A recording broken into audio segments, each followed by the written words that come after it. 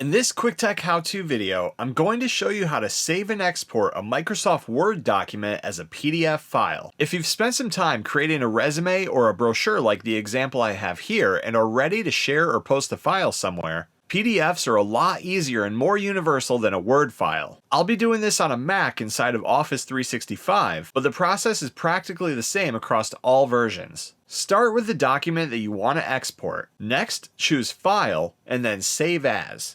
Inside of the Save As dialog box, give your PDF a new name or keep it the same as your Word document. After that, choose where you want to save it to. I'll just choose the desktop. Now, to select the PDF export option, choose the drop-down next to File Format. Inside of this menu, select PDF under Export Formats. If you plan on printing the document, or for just best quality, keep Best for Printing selected. When you're done, hit Export. It will then export the Word document as a PDF and we'll see it appear on the desktop. Now when we open the new PDF, we see that it opens inside of the PDF reader installed on your machine, in my case Adobe Acrobat. And that's how you save a Word document as a PDF file inside of Microsoft Word. Thanks for watching, please like and subscribe and stay tuned for more quick tech how-to videos.